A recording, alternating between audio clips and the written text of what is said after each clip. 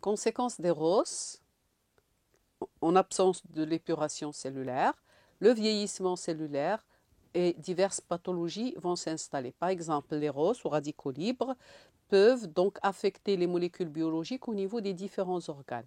Cœur, poumon, rein, érythrocytes, vaisseaux, œil, intestin, articulation au cerveau ou peau, entraînant diverses pathologies, des brûlures, des chocs de l'Alzheimer, des chocs par exemple au niveau du cerveau, des rhumatismes, des pancréatites, des ulcères, la cataracte, des rétinopathies, donc diverses pathologies comme vous pouvez le lire sur ce schéma-là.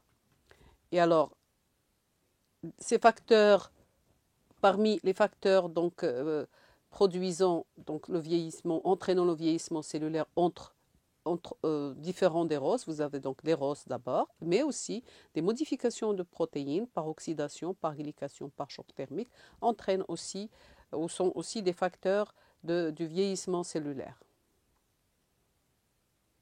Origine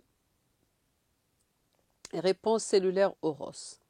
Alors, vous avez donc les ROS, sont produits de manière endogène par des mitochondries, par les peroxysomes, par des lipo-oxygénases, par des cytochromes P450. Les sources exogènes, comme on l'avait vu, c'est des UV, les radiations ionisantes, des toxines, l'inflammation, entre autres.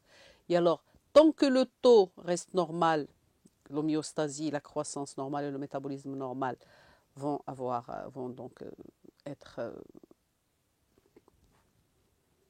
régner.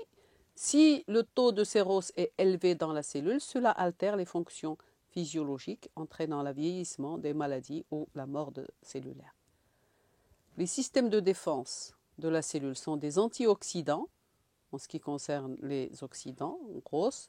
Ce sont des systèmes enzymatiques, tels que la SOD, la GPX ou les GPX. Les systèmes non enzymatiques, tels que le glutathion, des vitamines.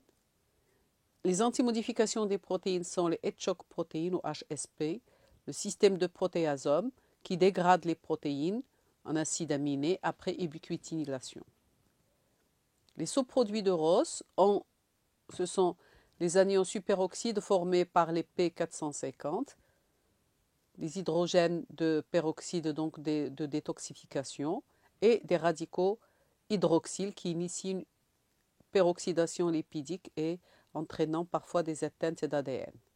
Les principales cibles des ROS, c'est l'oxydation de l'ADN, désoxydation des lipides et l'oxydation des protéines, ce qui entraîne des modifications multiples des protéines. Les mutations sur l'ADN peuvent avoir lieu essentiellement sur la guanine, qui peut réagir avec un radical hydroxyle entraînant les coupures simples brun et double brun, des délétions au niveau de l'ADN mitochondrial par exemple. Le Western blot ici, avec des coupures liées à l'apoptose, sont présentées à ce niveau-là, donc par ce Western blot.